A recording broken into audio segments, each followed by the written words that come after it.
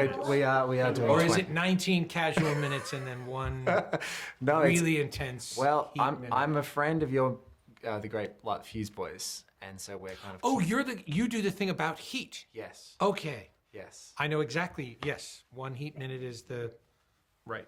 Awesome. Yes. Excellent. Firstly, now that I'm sitting in front of you, thank you for Maverick. It was absolutely Wow. my favorite movie of last year. Obsessed with it. I've watched it countless times. I know that's how you measure the success of your movies. If people can go back and watch it. It's the greatest review you could ever give. Oh, thank you. Well, that's great. And a repeat viewing, yeah.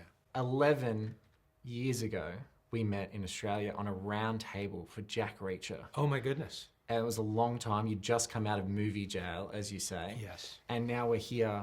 And now I'm on my way back in. So. Well, it's a perfect, we're a colony, so, you know, it's a good place to start. Perfect. The movie is absolutely mouth-wateringly sensational. I wanted to feel, that's how I want to feel when I leave a movie theater, is how I felt at Dead Reckoning. Oh, wow. So I want to say to you, it's funny though, because I know you're a big fan. Eric Jenderson and yourself, co-writer, loved the movie The Conversation. Yes. And wrote a pilot that never got made. Yep. And when two pilots for it. I saw The Conversation recently, and there's a moment where I'd never tracked it before. I love the movie, I'm obsessed with it. Mm-hmm. At the trade show, Gene Hackman's character is talking to someone, Harry, and in the background someone walks past with a saxophone. And I'd never clocked it before. I have to go watch the movie. You have to go watch the movie. So when that happens, I was like, oh my God, because then at the end of the movie, it's the great crescendo. He's torn his whole apartment apart, but he's playing the saxophone and still that's in his life. And I feel like when I watched your movie, Dead Reckoning, this time, I was like, this is tearing everything we know about the IMF down. It's like, you're tearing it down from the inside and you're taking it back. And was that, I know now this is your, well, after helping with Ghost and then doing Dead Reckoning and then Fallout, Rogue Nation and then Fallout and then now Dead Reckoning. Was that, you've built yourself all these rules with all these scripts over these years, and it's like, how do I take it back to its most elemental thing? Well, the most elemental thing for Eric Jenderson and I was, should you choose to accept? Yes. The notion that is included in every message, and what is the meaning behind that? Yes. Where did that, how did that become part of the format for the missions that they're given? That it isn't an order, it's an offer, which he thought was really interesting. And also within that were the two key words, was choose and accept. And Dead Reckoning 1 and 2 become all about choice and acceptance, and the many ways you can interpret those ideas. Everything emanated from that. So that whole scene with Cary Elwes and the going over the IMF and who they are and what they're about, it seemed both necessary and somewhat redundant in the story. What we do all the time with these movies is we're constantly, as we did with Top Gun Maverick, we don't take for granted that you've seen previous Mission Impossibles. Yes. In Fallout, when we first meet the team, we didn't shoot the banter between the team, and when we edited the scene together, we realized we'd made a terrible mistake. We were taking for granted that you knew who these people were. Yes. So we just went even deeper on this one. We just said, if you've never seen a Mission Impossible movie before, what is Mission Impossible? Let's rebuild it from the ground up. And Dead Reckoning 1 and 2 are, if they were the only Mission Impossible movies you had ever seen, how would we tell the complete story? And when Henry Czerny came back into the fold, it made sense that we go even further back into Ethan's past. So that's what you're feeling resonating through the movie. Yeah, thank you for Henry Czerny coming back. It was I mean, I'm sure you had a ball, but he looks like he's having more fun than almost anyone in this whole movie. He's so extraordinary, and he is such a remarkably underrated actor, and also very gifted in the way he understands Kittredge, he understands that tone, but he understands the language. So much of what you're seeing Henry doing is rewriting his dialogue but with the addition of a word. Yes. It's not. Alec Baldwin was great at coming in and rearranging all of the information in a way that made it more musical. Henry will just add a critical word here and there. When he says, willingly whispered one word to us, he added the word willingly. And what that implies, when he says, not one of our allies has willingly whispered one word of it to us, willingly implies we're spying on everybody. It's like a very, very clever addition of a word. Base note, lowercase, all one word. That's Henry. He just added his own authenticator, his own designator. And also that we're also getting this out. We're coercing it out of them that they're actually doing it. So Yes. it's just it's that little like dark sort of. And when he says the face to authentic face, Yes. he added authentic. And it's little things that he does, these little flourishes and touches that are not, none of it is indulgent. It's all considered. It's all storytelling. It's all underlining the reality that character is living in.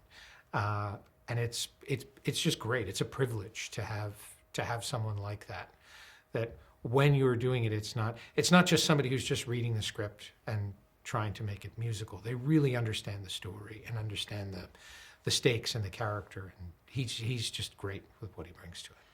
I love what you did in Venice and Rome. We'll get to Rome, but I've actually been lost in Venice myself traveling. Oh, yeah. So the sense of Ethan running for something through the maze of Venice just felt like that's another part of what you're doing, is going back to that choice and whether you accept it. And then when you get your target, your person that you have to save, your objective, that you have to run through a maze to get there was just another thing. And I just, every part of the framing, all of the editing through those tight knit places, and the phenomenal action scene with Pom, was that, I know that you guys cast almost locations before you start to map your story out. So was it, did you have an experience in Venice where you were like, this place is, not only is it stunning, but it's a maze? Well, we'd been there several times, and it was a place we wanted to shoot.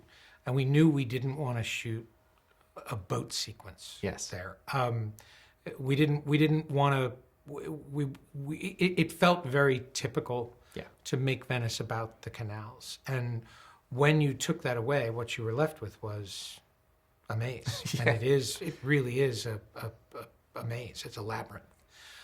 So that's really what dictated it. We also knew we wanted to do a sequence at night. We wanted a more ghostly and a more haunting place. And that's if there's any one thing that resonates throughout the movie, it's a ghost story. Yes. When the Cary Elwes scene, when they're telling the story of the entity, nothing was working with the exposition in that scene. It all just felt like information until I was directing Charles Parnell, and I said, tell it to me like you're telling a ghost story. And that changed the way all the other actors started to do it. That's really where we found the scene. Venice is a ghost story. The whole story of Gabriel, when they're telling the story of, it's a ghost story within a ghost story. And the notion that the IMF are referred to as ghosts. So that, and the notion of your past coming back to haunt you, it's all something that permeated organically. It was nothing we were ever in pursuit of. It's just what we felt coming through the story, and we just leaned into it. I got to see the movie a couple of days ago. I'm really excited to see it again, as I do with, I see all of the movies that you make. But one of my friends said, the addition of a great film critic, Katie Walsh, for the LA Times, said, the addition of Shea Whigham's face, frustrated, his exasperation is exactly what I didn't know that I needed in a Mission Impossible movie, but I loved every minute of it. So you're talking about Charles Parnell, just Shea Whigham and obviously the legendary Tarzan from Maverick together as a double act. Tell me about him being in the movie, because he's just, as Jasper Briggs, he's just fantastic. Shea approached me at a party in Los Angeles. We were at a dinner party. I had never met him. I deeply admired him, and he walked up to me and said, "Man, I love what you guys do. I love Mission Impossible. I want to be in a Mission Impossible." And he said, "How do I get in Mission Impossible?" And I said, "This is it. That's great. Good. You're done." This is the pitch. Yeah. And I left the party and I called Tom and I said, this guy wants to be in the movie and I think it'd be great to have him. And Tom said, "Doing what?" I said, "I have no idea. I have no idea, but I think he'd be really good in the movie." And we called Tarzan because we loved him in Top Gun, but he was, very small role, very small but important part. And I remember watching the dailies to that movie. I hadn't even seen the edited footage yet. I was watching the dailies of him black out during that when he goes into G-Lock, and I was so affected by his performance. Particularly in that what you're seeing in Top Gun, when you see them in that cockpit, there's no one there to direct them. You can't talk them through those performances. They leave with their notes and come back, and that's what you get. Here it is. And when I encourage people all the time to go back after they've watched this movie once. Hopefully when it comes out on home video, you'll be able to sit back and watch it. Watch it with no sound on and just watch the performances of actors like Tarzan. Yeah. When he's behind somebody else, when just the flourishes that those characters bring, the level of commitment and the level of presence that they all have in moments when they're not the focus. Yes. They are neither drawing focus nor are they waiting for their moment. There's incredible presence. When we called Tarzan to ask him to be in it, I said, we loved working with you in Top Gun. We'd love you to come and be in this movie. You'll be Shea Whigham's partner. I don't know what Shea Whigham's doing in the movie. So I don't know that Shea will have any lines. I don't know that you will have any lines. This could end up being the most glorified extra role ever. And the whole time I'm explaining this, Tarzan is just going, He's very quietly listening. And I realized that the more honest I'm being and trying to make the role sound appealing, I'm just blowing it. I'm making it sound like the most uninteresting, wasted role. And I realized this is just going very, very badly. And right at the point where I think I'm tanking it, Tarzan says, I'm sorry, I got to interrupt you. Did you Mission Impossible? Yes, of course. I thought I could be so cool. I can't handle it. He's like, of course I'll be there. Of course. Oh my God, Mission Impossible. And he was great. He and Shea were fully committed in running around Venice, not knowing why they were running, not knowing, there were times where they were chasing Tom and Tom was and they couldn't be in the same frame together. So we were just kind of finding the roles as we went. It was such a tremendous leap of faith in that they never knew whether or not their roles would even register in the movie. And it's a testament to their presence that they resonate as well as they do. And Shea's last moments in the film are extraordinary, and it's what he as an actor brings to it more than anything that's on the page. Let's go to Rome. Rome is dangerous when you're crossing the street as a pedestrian. Yes.